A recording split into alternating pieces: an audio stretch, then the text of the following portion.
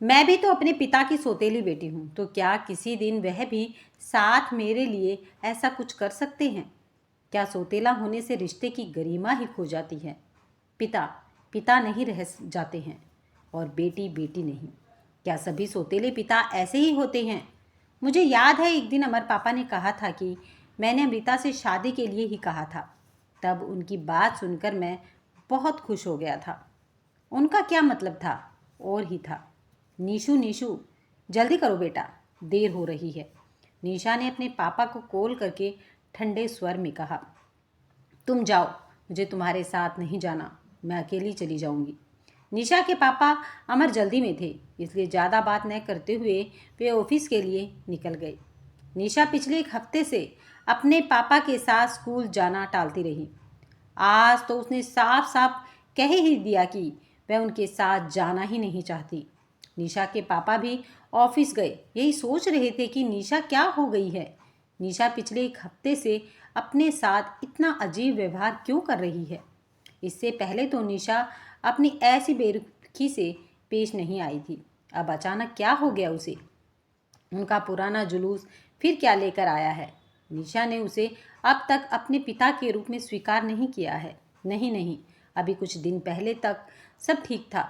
उसने मुझे पापा कहकर बुलाती थी और उसकी ईमानदारी, उसके हक जतन का व्यवहार, सब कुछ तो एक बेटी की तरह ही था। फिर अचानक क्या हो गया? विचारधारा सोचते अमर अतीत की गैलरी एक बार फिर खो गई। निशा की माँ अमृता और अमर एक ही ऑफिस में काम करते थे। 3 साल पहले जब अमृता ने अमर के ऑफिस में पोस्ट किया था तो उन्हें पहली ही नज़र में अमर के मन में लग गई थी। नई नई किरण के साथ अमर ने अमृता की मदद की और जल्दी ही दोनों अच्छे दोस्त भी बन गए। अमर को पता चला कि अमृता सिर्फ विधवा है, बल्कि उसकी 12 साल की बेटी भी है। अमर के प्यार पर कोई लड़की का प्यार नहीं था जिसे देखकर सब घबरा जाते थे। अमर एक ओपन किसी विचार वाला इंसान था और उसकी उम्र 35 साल की थी और उसने 16 साल की लड़की की तरह भी कुछ नहीं किया था। उसने निशा को देखते ही अपनी बेटी मान ली थी। अमर का अमृता के घर आना जाना लगा रहा। निशा भी अमर अंकल को पसंद करती थी। जब उसे पता चला कि उसकी अमर अंकल की माँ से शादी के बाद उसके पापा बनने की बात सामने आई है तो उसने इस बात को नज़रअंदाज नहीं किया। उन्होंने अमर को अपने पापा की जगह नहीं देखी।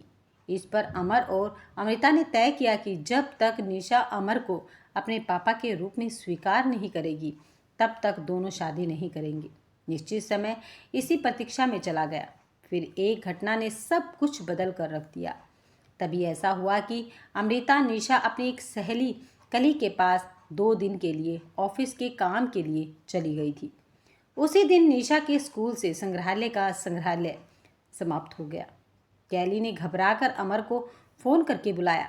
तब अमर ने ही निशा को अस्पताल ले जाकर उसका इलाज कराया और अमृता के घर लौटकर आने तक निशा को उसके घर पर ही उसकी देखभाल करनी पड़ी। इस घटना ने अमर को निशा के मन में एक आदर्श पिता के रूप में स्थान दिला दिया। तब निशा के ही दर्शन पर अमर और अमृता ने शादी कर ली। अमर के आने पर निशा भी बहुत खुश रही। अब वह अपनी माँ को नहीं, पापा की बेटी कहती है। निशा अमर से बार बार कहती है कि पापा, मुझे अपने पापा की तो याद नहीं, पर यकीन है कि वे भी आपके जितना प्यार नहीं करते। अमर भी निशा की हर छोटी छोटी बात का ख्याल रखते, उसकी हर बात सुनते। उसके भरसक कोशिश की कि निशा को कभी अपने पापा की कमी महसूस ना हो। अमर विचारक को लगा कि सब कुछ तो ठीक चल रहा था, फिर अचानक क्या हो गया जो निशा इतनी कटी कटी रहती है। न तो वह कहीं घूमती है और न ही पहले की तरह पापा पापा करके अपने गले से झूलती है। निशा की ये बेरुखी उसके लिए अशनीय हो रही थी। वह निशा से बहुत प्यार करता था। शाम को जब अमर वापस लौटा तो निशा के कमरे में गया, पर निशा कमरे में नहीं थी। उसकी टेबल पर एक डायरी रैक थी जिस पर पर्सनल लिखा हुआ था। क्यों टूहल वश अमर उसे देखने लगा। वह निशा की डायरी थी। अचानक अमर की नज़र एक पेज पर लिखा तारीख ठीक 1 सप्ताह पहले की थी। उस पेज पर लिखा था, आज मैंने एक पत्रिका में एक कहानी पढ़ी जिसमें एक पिता अपनी सौतेली बेटी के साथ बलात्कार करता है। मैं भी तो अपने पापा की सौतेली बेटी हूँ, तो क्या किसी दिन वह भी मेरे साथ ऐसा कुछ कर सकते हैं। सौतेला से रिश्ते की गरिमा क्या होती है। पिता पिता नहीं रहते और बेटी बेटी नहीं। सभी सौतेले पिता ऐसे ही होते हैं। मुझे याद है एक दिन अमर पापा ने मुझसे कहा था कि मैंने अमृता से शादी कर ली है। तब उसकी बात सुनकर मुझे बहुत खुशी हुई थी, पर उनका मतलब कुछ और ही था। आज मुझे अपने सुझाव पर बहुत पछतावा हो रहा है जब मैंने माँ को अपनी शादी के लिए रजामंदी दे दी। आई हेट यू पापा। पापा नहीं अमर। आई हेट यू अमर। अमर, यह सब ठीक हो गया। एक कहानी का बहुत प्रभावशाली, इसे क्या कहें, कहानी की सफलता या निशा की हिम्मत। अब सारी बात अमर के सामने एक तरह से साफ हो गई। उसे निशा की बेरुखी का मतलब भी साफ समझ में आ गया था। अचानक निशा पर गुस्सा हो गया। निशु ने मुझे इतना बुरा समझ लिया, वह भी एक कहानी का कारण। फिर ठंडे दिमाग से उसे लगा कि निशा पर गुस्सा करना या उसे दोषी ठहराना कोई औचित्य नहीं है। दोष तो उसकी नाजुक उम्र का है। इस कारण से उसने किसी पत्रिका में खपी की एक कहानी को आधार बनाकर मेरे चरित्र का दोष सिद्ध कर दिया। वह नादान यह भी नहीं समझ पाया कि कोई भी बात सभी इंसानों पर एक जैसी लागू नहीं होती और ना ही हर इंसान को एक ही पैमाने में तोलना सही है।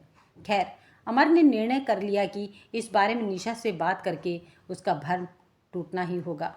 वह एक ऐसी कहानी के कारण अपनी लाडली बेटी को नहीं खोना चाहता। अगले दिन रविवार था, अतः निशा और अमृता घर पर ही थे। निशा अपने कमरे में खुद को बंद करके पड़ी थी। अमर सोच रहा था कि आज निशा घर पर है। अभी पिछले रविवार को ही उसने पिक्चर लेने के लिए अमर की नाक में दम बना कर रख दिया था।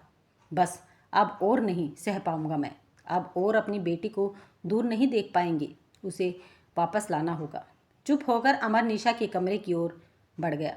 निशा ऑनलाइन कोई पत्रिका पढ़ रही थी।